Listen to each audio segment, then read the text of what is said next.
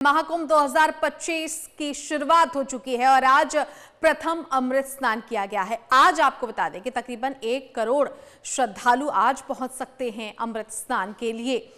तो पौष पूर्णिमा पर पवित्र स्नान।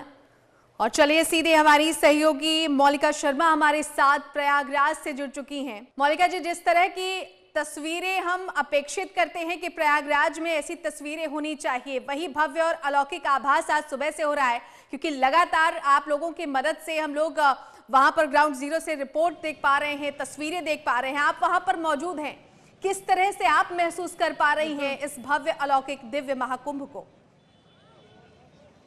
रेनू, सबसे पहले तो मैं कहना चाहूंगी कि आपको भी यहाँ पर आना चाहिए था और इस आयोजन का आनंद लेना चाहिए, क्योंकि सनातन का महापर्व कहा जा रहा है। 1 करोड़ से भी ज़्यादा के जो भक्त हैं वो यहाँ पर आए हैं संगम पे, जिन्होंने स्नान किया है, ध्यान किया है, जप किया है।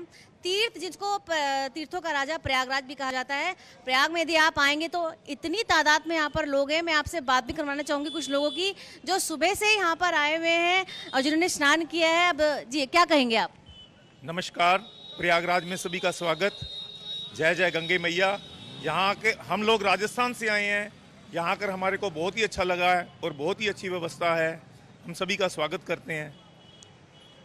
तो देखा रेनू, मैं आपको एक बार और बोलना चाहूंगी, भगत सिंह जी से कैमरा दिखाएं आपको कितनी तादाद में लोग यहाँ पर उत्साहित हैं, आनंदित हैं, क्योंकि ये कुंभ नहीं है, ये महाकुंभ है। लोगों की आस्था और श्रद्धा जुड़ी हुई है। 144 वर्षों के बाद इस आयोजन का, इस महापर्व का तमाम भक्त आनंद ले पा रहे हैं। आप देख रहे हैं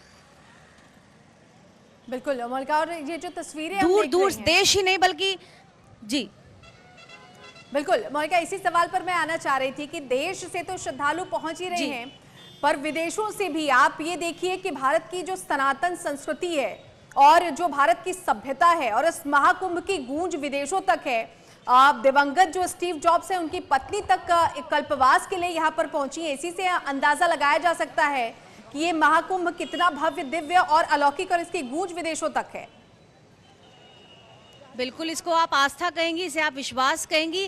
कल्पवास बहुत ही कठिन तप माना जाता है रेनू। इसमें जो हमारे सनातनी संत होते हैं, जो महात्मा होते हैं, ये बहुत कठिन तप होता है। ज़मीन पर सोना होता है और 3 या 4 बार उनका स्नान होता है और पूरे संयम। और कुछ लोग तो ऐसे भी हैं जो यहाँ पर मौन में भी रहते हैं कल्पवास में। तो कल्पवास को आप इजी मत मानेगा, बहुत कठिन तप है। देश ही नहीं बल्कि विदेशों से भी जो लोग हमारी संस्था के प्रति जो जुड़ रहे हैं, तो कहीं ना कहीं आप इसे चमत्कार मानेंगी। आप मानेंगी कोई ना कोई शक्ति यहाँ पर है। और जैसा कि एक आह्वान चल रहा है कि आओ महाकुंभ चलें, तो मैं एक बार फिर आपको बोलना चाहूँगी कि आप भी यहाँ पर जब आएंगी तो आप भी आनंदित हो जाएंगी। जी रेनू, बिल्कुल, क्योंकि अभी आप वहाँ पर मौजूद हैं, इसलिए मैं कोशिश करूंगी कि बहुत जल्द आपके पास में पहुंच सकूं, अगर समय इसकी इजाजत देगा, और अगर हमारे सहयोगी यहां से अगर इजाजत देंगे तो जरूर मैं वहां पर पहुंचूंगी। लेकिन मौलिका जी, जिस तरह की तस्वीरें आप देख पा रहे हैं, उम्र का कोई बंधन नहीं है। मैंने अभी जो तस्वीरें देखी, जो आप लोगों के माध्यम से हम तक पहुंचाई गई हैं, बहुत छोटे छोटे जो वेद पाठी हैं वो भी यहाँ पर मौजूद हैं। बड़ी उम्र के जो और विद्वान, प्रकांड महात्मा, साधु संत, एक तरीके से जो गुरु हैं, आचार्य हैं, वो सब यहाँ पर हैं।